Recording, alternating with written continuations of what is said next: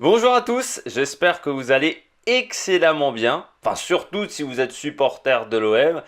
Si vous êtes supporter du PSG, c'est un peu plus compliqué et on va revenir sur le match, ce huitième de finale aller-retour entre Manchester United et le Paris Saint-Germain avec l'élimination donc de Paris en huitième de finale. Alors sur le match retour, on va revenir principalement sur ce match retour, victoire de Manchester 3-1. Qu'est-ce qu'on peut dire? Le PSG est totalement passé à côté de cette rencontre. Ça commence, moi j'ai envie de dire, par une image moi, qui m'a marqué dans le vestiaire. On sort voilà, du tunnel. J'ai regardé le match sur RMC Sport. Donc les joueurs sortent du tunnel du Parc des Princes. Et quand ils sont dans ce tunnel, d'un côté on voit le visage très sérieux, très concentré des joueurs de Manchester. De l'autre côté, tu vois les joueurs du PSG. T'as Buffon qui va saluer Derrea, bon voilà, en mode un peu détente. Derrière, t'as des joueurs qui déconnent avec Neymar. Est-ce que je pense qu'à 2 minutes d'un match hyper important, c'est pas le moment de déconner, tu vois? Ils sont pas dedans. Ils sont pas dedans au début de la rencontre. Et ça se voit, hein, le but, il intervient après 2 minutes. Cette énorme erreur de Kerrer qui va faire une passe à, à Thiago Silva. Je pense qu'il veut faire une passe à Thiago Silva. Il fait une passe à un coéquipier invisible. Récupération de Lukaku. Buffon qui fait ce qu'il peut hein, sur la sortie, mais Lukaku qui joue très bien, qui évite le crochet de Buffon et qui arrive à marquer le but. Et donc, ouverture du score de la part de Manchester United. 10 minutes après, il faut savoir qu'entre la deuxième et la 27e minute, c'est une totale domination parisienne. 87% de possession de balle à 13. Manchester, ils n'ont jamais le ballon. Ils ont vraiment jamais le ballon, Manchester. Pendant toute la première mi-temps. Et quand ils ont le ballon, ils savent pas quoi en faire. Ils perdent au bout de 10-20 secondes. Donc le PSG n'est pas vraiment inquiété. Bernat égalise. Donc à la 12e minute, je crois. C'est ça, à la 11e. Bernat, donc une très belle frappe, il n'y a pas grand chose à dire. Sur une action qui part du côté qui a le mieux fonctionné hein, de la part du PSG, c'est-à-dire ce côté Bernat Di Maria, qui a été le côté bien plus performant, mais on reviendra dessus, par rapport à Dani Alves et Julian Draxler, où là, ça n'a quasiment pas fonctionné du match avec ces deux joueurs. Donc, ensuite, on pense que le PSG s'est enfin réveillé à ce moment-là. Le PSG égalise, ils ont de nouveau 2 buts d'avance. Bon, la situation est plutôt bonne. Et pourtant, à la 30e minute, Lukaku qui va marquer le deuxième but. Là encore, une énorme erreur de Gigi Buffon qui fait une erreur de main assez incroyable. Ce qui est incroyable en plus, c'est que Gigi Buffon, il a été recruté à l'intersaison cet été pour améliorer ce poste-là au PSG pour avoir des gardiens de but plus consistants, plus performants et remporter la Ligue des Champions. Et au final, c'est l'un des joueurs qui s'est trouvé. Qu'erreur pareille, c'est des joueurs qui ont été recrutés pour aller chercher la Ligue des Champions, qui techniquement devaient améliorer cette équipe et qui au final ont plombé la formation parisienne. Manchester donc se retrouve dans une position favorable, mais là encore, contre le cours du jeu, première mi-temps, 2 actions offensives, 2 buts de la part de Manchester. Il n'y a rien de la part de Manchester. Rien du tout. Bailly qui est remplacé à la 30e minute. C'est quelque chose d'important par Dalot.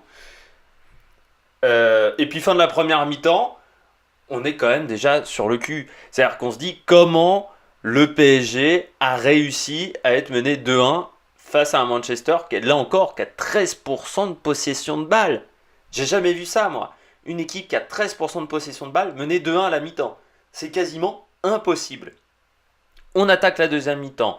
Et là encore, le PSG pousse encore énormément, mais tu sens qu'à partir de la 50e, 55e, physiquement, ils ont du mal. Ils ont du mal. Je pense que c'est dû au fait qu'ils ne jouent pas assez de matchs à haute intensité dans la saison. ça joue sur les rencontres de huitièmes de finale parce que Manchester, ils ont craqué, mais plus tard dans la rencontre. Alors que le PSG a vraiment souffert vers la 55e minute. Ça commençait à être vraiment très compliqué physiquement pour le PSG et ça se ressent sur le dernier quart d'heure. Parce que il y a la blessure de Draxler à la 69e minute qui se blesse à la cuisse mais qui a été inexistant du match. Remplacement à ce moment-là donc de Kehrer également, Draxler et Kehrer qui sortent, remplacés par Paredes et Meunier. Là, tactiquement, j'ai pas compris. J'ai pas compris parce que Paredes, c'est un joueur qui joue beaucoup plus bas. Meunier, c'était pas du poste pour poste. Et puis, ça a énormément gêné le PSG. Parce que à partir de la 70e minute, au moment de ce changement, le PSG, les joueurs n'arrivent plus à se trouver. On ne voit plus du tout Mbappé à partir de ce moment-là dans le match. Il a plus de ballon, tout simplement. Offensivement, il n'y a plus grand-chose qui va se passer du côté du PSG. Et surtout, Manchester va revenir dans le match. Parce que Manchester y croit. Ils ne sont qu'à un but à ce moment-là. Un but de la qualification. Et ce but, il va arriver sur une faute de Kipembe, qui va donc faire une main. Alors, l'action peut être litigieuse pour certains. Il y a des arbitres internationaux qui ont dit qu'ils n'auraient pas sifflé la faute. Pour moi, on a une faute dans la surface de réparation, même si la main n'est pas intentionnelle. C'est une action qui peut aller au but, pour moi. Au moins qui peut donner une grande occasion de la part de Manchester. Donc pour moi, j'aurais mis... pour moi, le penalty n'est pas... est justifié. Pour moi, il n'est pas litigieux. Je ne suis pas choqué de voir le penalty attribué à Manchester. Transformé, Manchester mène 3-1 et se qualifie donc grâce à la fameuse règle des buts à l'extérieur. Il y a Cavani qui va rentrer également à la 94e minute. Ça sert à rien de le faire rentrer aussi tard, Cavani. Ça n'apporte rien. On se demande pourquoi. À la fin du match, à peu près 30% de possession de balle pour Manchester United, 70% pour le PSG. Et pourtant, Manchester gagne 3-1. C'est incroyable. Moi, j'ai jamais vu ça. Perdre un match en ayant 70% de possession de balle. Et surtout le perdre 3-1. Je n'ai jamais vu ça. Que ça soit en Ligue des Champions, que ça soit dans tous les matchs de foot que j'ai vus dans ma vie. Je n'ai jamais vu ça. Bon, du côté du PSG, ce qui n'a pas fonctionné très clairement, c'est tout le côté Alves-Draxler, Kehrer, Alves, Draxler. Tout ce côté-là, ça n'a pas du tout marché. Draxler, on ne l'a pas vu du match. Quand on l'a vu, il a très mal joué les ballons qu'il avait en possession. Alves, on l'a vu un peu plus, mais le problème c'est qu'il était tout le temps très très haut. Il était positionné. Il a fait tout le match quasiment dans le milieu de terrain de Manchester. Et toutes les actions offensives sont arrivées de son côté. Sont arrivées du côté d'Alves et Kehrer. Alors, les deux buts de Lukaku, ça arrive de ce côté-là. Après, l'autre action, c'est sur une faute de Kipembe, donc c'est de l'autre côté, mais les deux premiers buts, et beaucoup d'actions dangereuses vont arriver par rapport au positionnement de Alves, qui est beaucoup trop haut, beaucoup trop dans le camp de Manchester, et ça c'est un problème qu'on avait déjà remarqué depuis quelques saisons. Ces dernières saisons, Dani Alves, il est beaucoup trop haut, il joue beaucoup trop offensif.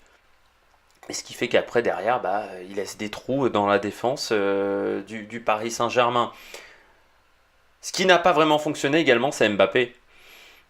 Autant en première mi-temps, on le voit, autant en deuxième mi-temps, quand il a été plus en difficulté, il a fait un petit peu ce défaut qu'il a quand il joue au poste axial, c'est de jouer quasiment à gauche. Parce que Mbappé, c'est pas un attaquant axial, c'est un attaquant, c'est un ailier, Mbappé. Aujourd'hui, c'est un ailier. Il ne se voit pas même, je pense, dans sa tête comme un attaquant. Et c'est pour ça qu'il n'est pas performant, je trouve, en attaquant axial, même s'il arrive à faire quelques fois des bons matchs. C'est pas son poste aujourd'hui. Alors peut-être que dans les années à venir, il sera plus performant, mais aujourd'hui, c'est pas le cas. Et puis, par contre, ce qui a marché du côté du Paris Saint-Germain, c'est Bernat Di Maria, beaucoup de passes, ça a bien marché. En fait, Verratti, Bernat Di Maria, ces trois-là ont fait un excellent match. Le problème, c'est que Buffon, aussi, j'en ai pas parlé, mais Buffon, très mauvais match, parce qu'il est peu inquiété. Il a inquiété 4 ou 5 fois dans le match, il se prend 3 buts. C'est beaucoup trop. C'est beaucoup, beaucoup, beaucoup trop pour un joueur qui devait rassurer dans ce domaine-là, du côté du Paris Saint-Germain. Bah, il n'a pas rassuré du tout, quoi. Moi, je suis inquiet parce que pour moi, bon, Buffon, c'est plus le gardien il y a 5-6 ans, quoi. Physiquement, je pense qu'il a du mal. Et puis, le poste de gardien de but a changé. euh, et il a du mal à être performant face à d'autres joueurs qui sont plus jeunes. Même Areola, je trouve que Areola est souvent plus performant que Buffon. Du côté de Manchester, faut pas croire que le match a été excellent. Le milieu de terrain, Pereira, Fred, McTominay, pendant 90% du match, il est inexistant. On ne le voit pas. C'est ce qui même rend le match de Rashford et de Lukaku un peu plus compliqué. Alors Rashford, il fait pas un grand match, mais il s'en sort bien dans les 20 dernières minutes. Mais Rashford, il a surtout souffert un moment, il tire un moment un coup franc n'importe où pour donner un ballon au PSG. Enfin, il a mis quelquefois son équipe en difficulté. Ce que j'ai bien aimé, pardon, c'est Young. Young qui a fait un bon match. Même si en début de match, il était en difficulté parce que Eric Bailly l'aidait pas des matchs. Mais quand Bailly est remplacé par Dalot, qui je trouve a fait une bonne rencontre, Young a pu se projeter beaucoup plus vers l'avant et aider ses attaquants. Shaw également, parce que Shaw au final il fait une faute utile en fin de match, en toute fin de match pour éviter une contre-attaque du Paris Saint-Germain. La défense centrale, bah, elle a été mise en défaut qu'une fois au final. Sinon, souvent elle a été. Enfin, c'est pas qu'elle n'a pas été mise en difficulté plus d'une fois, elle a été en difficulté hein, quelquefois la défense de Manchester. Mais il y a toujours eu un moment où il y a un joueur qui revient, où ils arrivent à s'en sortir. Ce qui a été décevant du côté de Manchester, c'est le milieu de terrain qui a été inexistant. McTominay, Fred, Pereira. C'est des joueurs qu'on a très très peu vus dans la rencontre. Et c'est leur remplaçant même, parce que ce qui a bien marché du côté de Manchester, c'est les remplaçants. C'est Greenwood, c'est également le Chang, enfin le joueur qui a le numéro 44, qui a fait un très bon match.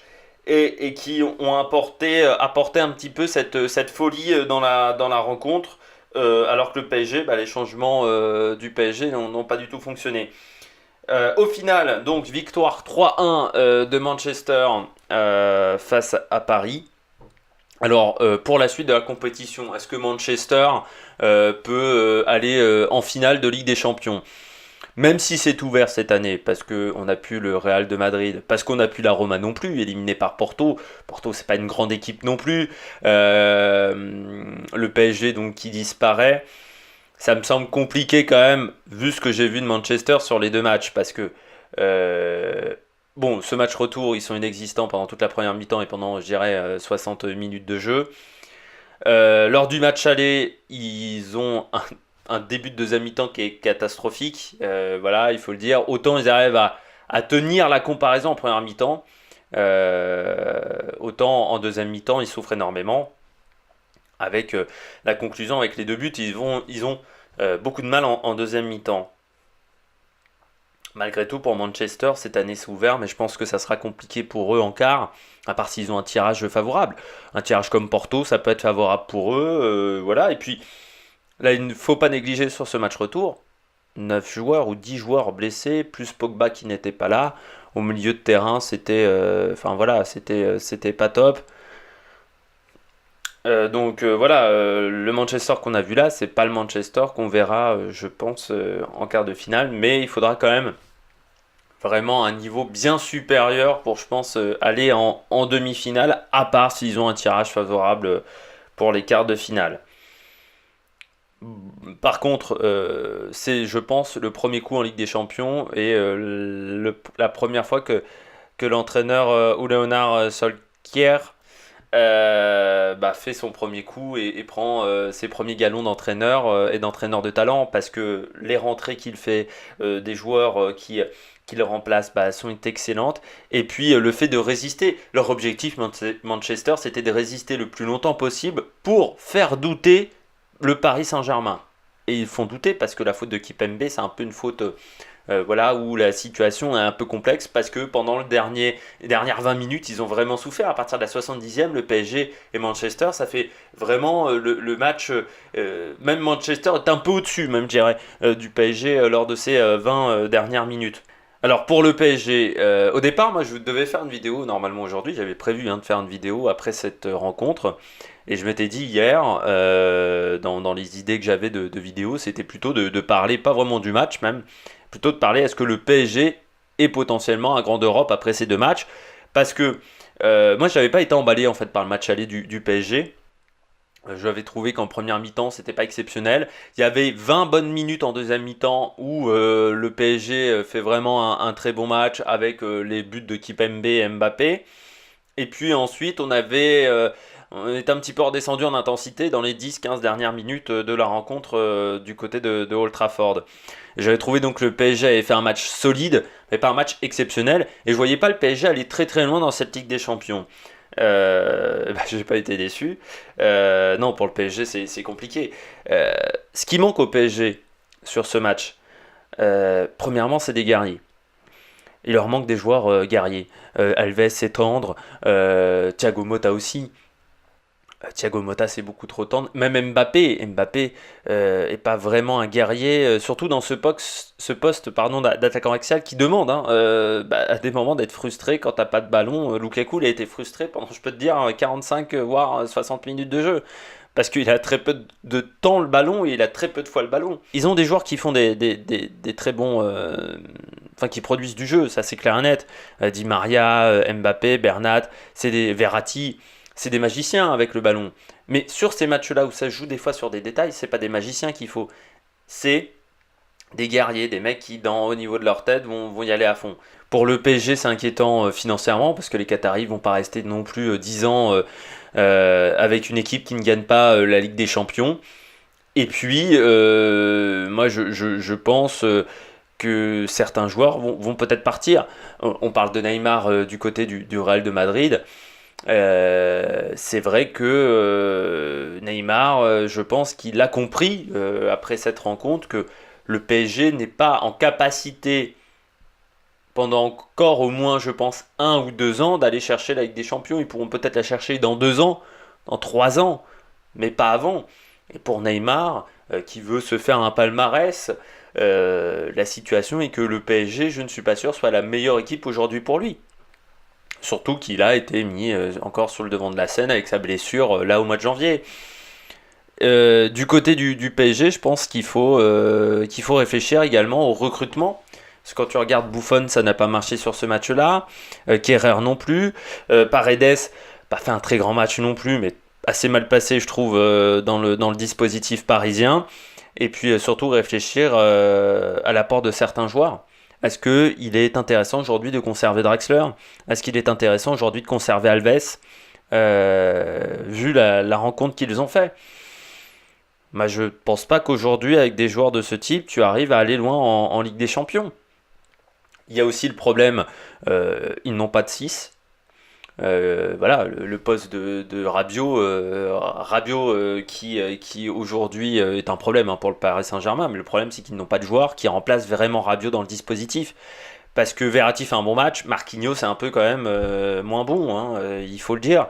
Et il leur manque un joueur comme Kanté, tu vois, un petit peu devant la défense. Ils n'ont pas ça le PSG aujourd'hui. Parce que Verratti se projette très très vite devant, mais défensivement, il a fait quelques retours intéressants, mais c'est pas le plus grand défenseur au monde. Moi pour le PSG, c'est, je trouve, inquiétant. Et puis surtout cette saison, quoi. Cette saison, il n'y a plus grand chose à faire, quoi.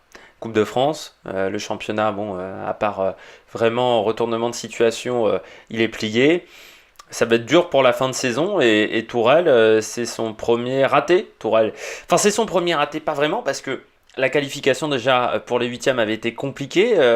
Moi je trouve de la part du PSG qui certes était dans un groupe compliqué mais qui devait normalement montrer un peu mieux, je trouve, dans les rencontres de phase de poule. Et puis après, du côté du Paris Saint-Germain, élimination dès les huitièmes, élimination en Coupe de la Ligue également face à Guingamp sur un match qui normalement ils doivent gagner. Guingamp est dernier Ligue 1.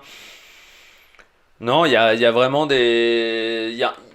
il y a un constat alarmant de la part du PSG, c'est que je pense aujourd'hui, c'est pas une équipe qui peut remporter la Ligue des Champions, et je pense que c'est pas une équipe qui peut remporter rapidement les prochaines éditions de la Ligue des Champions. Il va falloir qu'ils modifient énormément leur effectif, je pense, voilà, pour trouver des solutions. Et puis Tourelle, est-ce que c'est l'homme qui peut amener le PSG en finale de Ligue des Champions? Bah, j'ai des doutes parce que c'est pas un entraîneur qui a énormément d'expérience dans des grands clubs européens. Puis tu t'aperçois que bon, moi je trouve que le jeu du PSG est un peu moins bon qu'avec Unai Emery. Je préférais le jeu du PSG à l'époque d'Unai Emery. Après, ça c'est que mon avis personnel, je trouvais qu'il était un peu plus flamboyant. Mais Tourelle, je l'ai senti aussi, en plus, pendant sa gestion du match, je trouve, a pas été bonne. Déjà, au niveau de la tactique, au niveau des changements. Mais je trouve qu'il était très énervé, très très vite. Tourelle, alors qu'il devait apporter plutôt de la confiance à ses joueurs, qui, on sait, hein, avec le coup de la remontada, étaient stressés. Et ça, c'est tout à fait normal. Mais je trouve qu'il a assez mal géré de ce côté-là son équipe. Donc j'ai des doutes sur l'avenir du PSG, l'avenir déjà des Qataris au niveau financier du côté du PSG. Et puis il faudra renouveler l'effectif, je pense, sur certains postes. Et ensuite, est-ce que Tourelle est l'homme de la situation? Je ne suis pas sûr. J'espère que vous avez aimé cette vidéo, même si vous êtes supporter du Paris Saint-Germain. On se retrouve pour de prochaines aventures, encore plein de choses qui vont arriver sur la chaîne dans les jours à venir.